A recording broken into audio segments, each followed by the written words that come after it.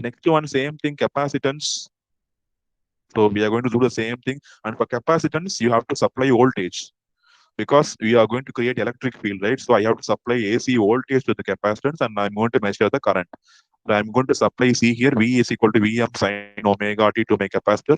You know, current across a capacitor is given by I is equal to C into dV by dt. Differentiate, you get C into Vm, same like the previous thing. I think you could correlate. There we assumed current, we found voltage. But here you see, I am exciting the capacitor with voltage and I am measuring the current. And you see the current you're getting cos waveform. Same way, cos omega t is sine 90 plus theta. So you see here, for voltage, the phase angle is 0. For current, the phase angle is 90. So which clearly proves that in capacitor, current leads the voltage by 90 degrees. So if you draw voltage as reference,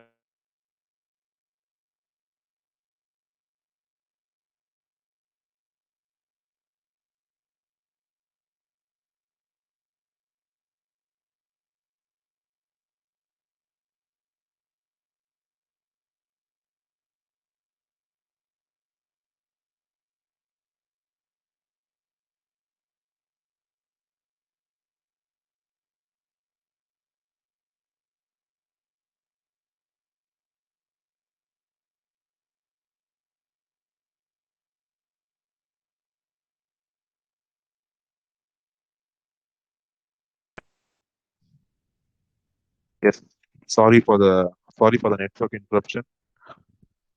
So if I'm going to rotate anti-clockwise, always current is going to come, then voltage is going to come.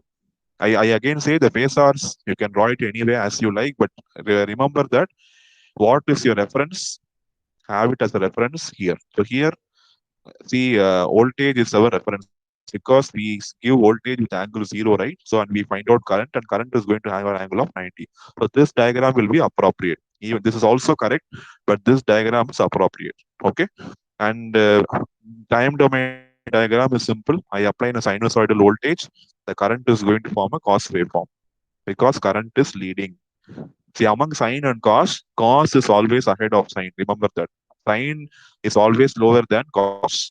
Alphabets, the first C comes, then S comes, right? Same way, cos will always lead than your sine. Okay, sine is always lagging back your cos. Remember it like that.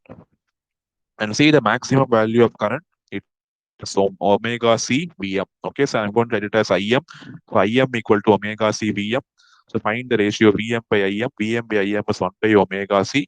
This is the reactance of capacitor Xc. Xc equal to 1 by omega C. So substitute for omega, Xc equal to 1 by 2 pi Fc. Same condition when you put here, you see Xc is proportional to 1 by F. They are inversely proportional. So if the frequency is going to be very, very high, the Xc value will be opposite. It is going to be very, very less. What happens at DC? At DC, F is 0. When you put F is equal to 0, what happens? What will happen to Xc? becomes What will happen to Xc? infinite Xc becomes infinite reactance, means the circuit is open. The circuit is not going to allow anything to flow. So I can say capacitor is going to block your DC. And this property of capacitor is mostly used in all circuits where you want to block your DC. See, if you want to completely block your DC voltage entering a circuit, just put a capacitor at the entrance. It's just like how if you want to enter a building, there'll be security persons who will be verifying you, right? Same thing. So only after verification you will allow you. Otherwise, he will just say go out. Same thing when DC comes to capacitor, capacitor will not check anything. It will say just run away. I'm going to allow only AC. So remember, capacitor is only for AC. It is going to block your DC completely. At high frequency, when F tends to infinity, the reactance becomes zero. Capacitor becomes short circuit. This is a drawback because when you are going to operate your circuit at very high frequency, how much ever amount of power you give, everything will be short circuited to ground. So this is a drawback of capacitor. Okay. See, all your mobile phones, all your satellite applications, they all work at high frequencies only. So in those circuits, if you're going to have capacitance as a part of your circuit, then you have to be very, very careful because these capacitances at those frequency will become short circuit. So whatever you give will directly go to ground. Nothing will go to your output.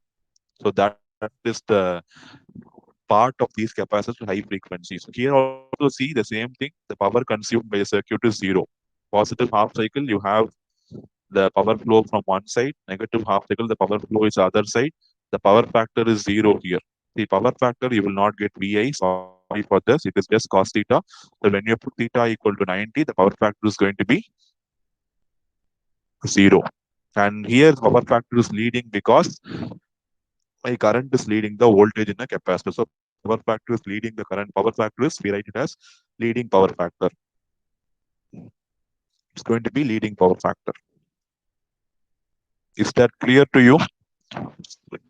Is the basics of RLC clear? No Yes. doubt, sir.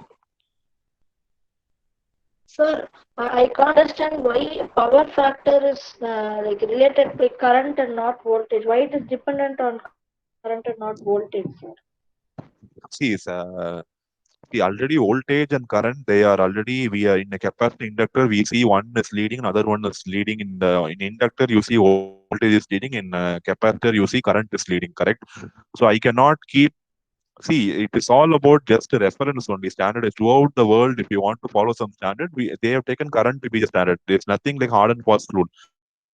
But whenever you say power factor leading, nobody should get confusion whether you are referring to leading one as voltage or current. So to standardize that, only they have taken current as the reference. It's not specific to any logic or something. They have taken current as the reference for measuring your power, because power is going to be voltage into current. So they have taken already this voltage and current relationship we have in both the components. So they have taken current as a reference. There is no logic or reason behind that. It's just a rule, thumb rule to say that I refer to power factor with the reference of current only and not voltage. Nothing logical. I